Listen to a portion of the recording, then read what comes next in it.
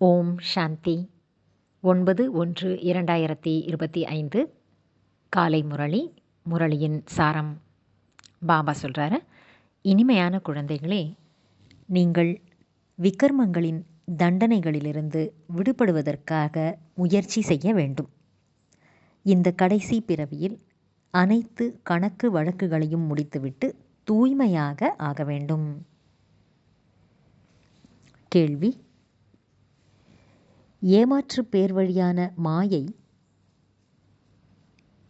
உங்களுடைய எந்த ஒரு உறுதிமொழியை தகர்ப்பதற்காக முயற்சி செய்கிறது? பதில்: எந்த ஒரு மனிதரிடமும் நாங்கள் உள்ளத்தை அல்லது மனதை ஈடுபடுத்த மாட்டோம் என்று நீங்கள் உறுதி எடுத்திருக்கிறீர்கள். ஒரு தந்தையை மட்டுமே நினைப்போம், தன்னுடைய தேகத்தையும் நினைக்க மாட்டோம் என்று ஆத்மா கூறுகிறது. பாபா தேகம் உட்பட அனைத்தையுமே சந்நியாசம் செய்ய வைக்கின்றார். ஆனால் மாயை இந்த உறுதிமொழியை மீற வைக்கிறது. தேகத்தின் மீது பற்றுதல் ஏற்பட்டு விடுகிறது. யார் இந்த உறுதிமொழியை மீறுகிறார்களோ அவர்கள் நிறைய தண்டனையையும் அடைய வேண்டியுள்ளது. பாடல்: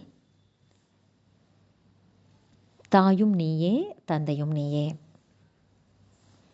ஓம் சாந்தி. உயர்ந்ததிலும் உயர்ந்த பகவானுக்கு புகழும் பாடப்பட்டிருக்கின்றது. பிறகு நிந்தனையும் செய்யப்பட்டுள்ளது. இப்போது உயர்ந்ததிலும் உயர்ந்த தந்தை அவரே வந்து தனது அறிமுகத்தை கொடுக்கின்றார்.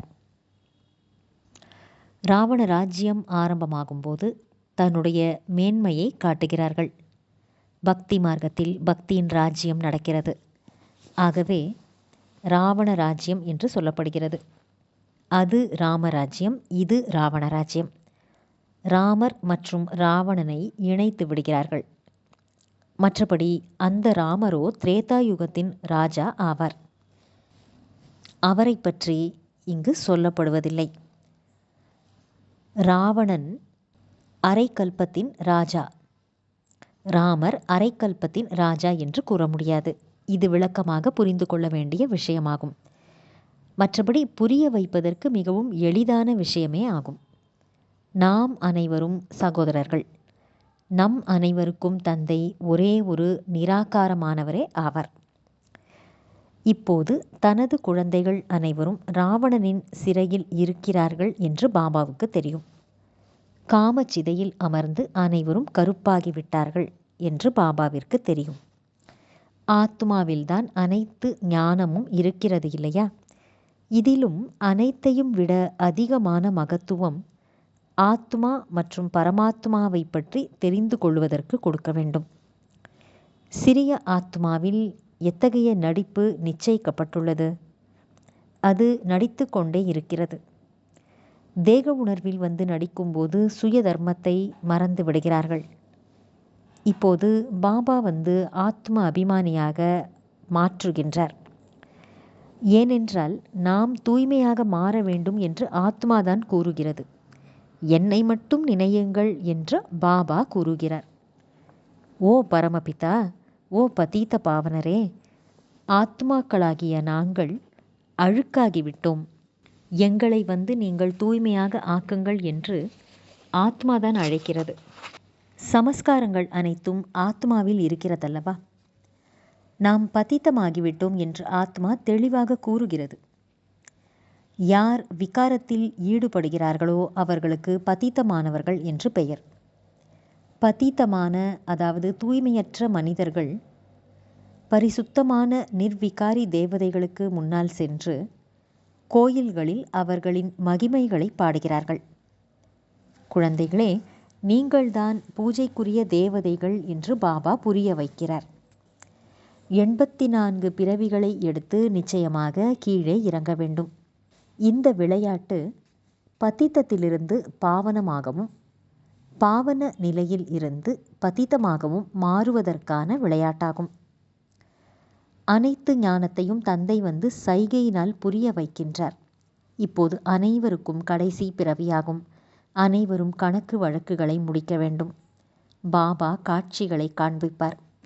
பதீதமானவர்கள் தனது விக்கர்மங்களுக்கான தண்டனையை நிச்சயமாக அனுபவிக்க வேண்டும். கடைசியில் ஒரு பிறவி கொடுத்தாவது தண்டனையை வழங்குவார். மனித உடலில்தான் தண்டனையை அடைவார்கள். ஆகவே சரீரத்தை நிச்சயமாக எடுக்க வேண்டும். நாம் தண்டனை அடைந்து கொண்டிருக்கிறோம் என்று ஆத்மா உணர்கிறது. காசியில் கிணற்றில் விழுந்து இறந்து தண்டனை அனுபவிக்கும் போது செய்த பாவங்களெல்லாம் காட்சிகளாக தெரிகிறது. அப்போது பகவானே மன்னித்து விடுங்கள், நாங்கள் மீண்டும் இவ்வாறு செய்ய மாட்டோம் என்று கூறுகிறார்கள். காட்சிகள் மனதில் கிடைக்கும்போதுதான் இவ்வாறெல்லாம் மன்னிப்பு கேட்கிறார்கள், உணர்கிறார்கள், துக்கத்தை அனுபவிக்கிறார்கள். நல்லது. தாரணைக்கான முக்கியமான சாரம். 1. கர்மாதீத் ஆவதற்காக கூர்மையான புத்தியினால் பாபாவை புரிந்து கொண்டு உண்மையாக நினைக்க வேண்டும். படிப்பின் கூடவே யோகத்தில் முழு கவனம் செலுத்த வேண்டும். 2. தன்னை மாயையின் ஏமாற்றத்திலிருந்து காப்பாற்றிக் கொள்ள வேண்டும். யாருடைய தேகத்தின் மீதும் பற்று வைக்கக்கூடாது. உண்மையான அன்பை ஒரு தந்தையின் மீதுதான் வைக்க வேண்டும். தேக அபிமானம் கொள்ளக்கூடாது. வரதானம். பிரம்ம முகூர்த்த நேரத்தில் வரதானங்களை கொடுக்கும் மற்றும் தானங்களை பெறக்கூடிய தந்தைக்கு சமமான வரதானி மற்றும் மகாதானி ஆகுக. பிரம்ம முகூர்த்த நேரத்தில் வரதானங்களை பெறக்கூடிய மற்றும் தானமாக தரக்கூடிய தந்தைக்கு சமமான வரதானி மற்றும் மகாதானி ஆகுக. விளக்கம். பிரம்ம முகூர்த்தத்தின் நேரத்தில் விசேஷமாக பிரம்மலோகத்தில் வசிக்கக்கூடிய தந்தை ஞான சூரியனுடைய ஒளி மற்றும் சக்தியின் கிரணங்களை குழந்தைகளுக்கு வரதான ரூபத்தில் வழங்குகின்றார். கூடவே பிரம்மா பாபா பாக்ய விதாத்தாவின் ரூபத்தில் பாக்கியம் என்ற அமிர்தத்தை பகிர்ந்தளிக்கின்றார். புத்தி என்ற கலசம் வெறும் அந்த அமிர்தத்தை பெற்றுக்கொள்வதற்கு தகுதியானதாக இருக்க வேண்டும். எந்த விதமான தடைகள் மற்றும் சோதனைகளும் இருக்கக்கூடாது. அப்பொழுது முழு நாளுக்கான உயர்ந்த ஸ்திதி மற்றும் செயல்களின் முகூர்த்தத்தை ஏற்படுத்தி கொள்ள முடியும். ஏனெனில் அமிர்த வேளையின் சூழ்நிலைதான் விருத்தியை, அதாவது உள்ளுணர்வை மாற்றக்கூடியதாகும். ஆகையால் அந்த நேரத்தில் வரதானங்களை பெற்றுக்கொண்டே தானம் கொடுங்கள், அதாவது வரதானி மற்றும் மகாதானியாக ஆகுங்கள். ஸ்லோகன். கோபம் கொள்ளுபவர்களின் வேலை கோபம் கொள்வது மற்றும் உங்களுடைய வேலை அன்பை கொடுப்பதாகும். நல்லது. இனிமையிலும் இனிமையான, வெகு காலம் கழித்து காணாமல் போய் மீண்டும் தேடி கண்டெடுக்கப்பட்டுள்ள செல்லமான குழந்தைகளுக்கு செல்லமான, சேவை செய்யக்கூடிய, கட்டளைக்கு கீழ்ப்படிந்த, ஆக்ஞைப்படி நடக்கின்ற, நம்பர் வாரியான முயற்சி பிரகாரம் உள்ள குழந்தைகளுக்கு தாயும் தந்தையுமான பாப்தாதாவின் அன்பான நினைவுகள் மற்றும் காலை வணக்கம். ஆன்மீக குழந்தைகளுக்கு ஆன்மீக தந்தையின் நமஸ்காரம். ஆன்மீக தந்தைக்கு ஆன்மீக குழந்தைகளின் நமஸ்காரம். தனது சக்திசாலி மனதின் மூலம் சகாஷ் கொடுப்பதற்கான சேவை செய்யுங்கள்.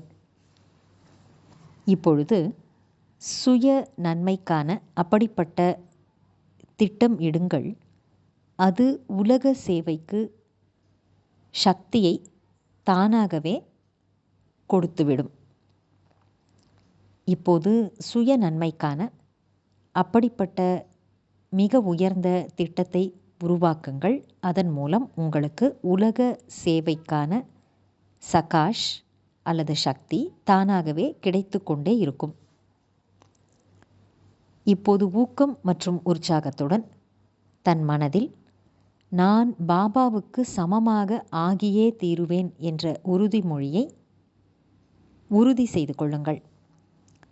பிரம்மா பாபாவிற்கும் குழந்தைகளின் மீது அளவற்ற அன்பு உள்ளது. எனவே ஒவ்வொரு குழந்தையையும் தன் கண் முன்னால் கொண்டு வந்து விசேஷமாக தனக்கு சமமாக ஆக்குவதற்காக அவர் சகாஷ் கொடுத்து கொண்டே இருக்கின்றார். நல்லது. ஓம் சாந்தி.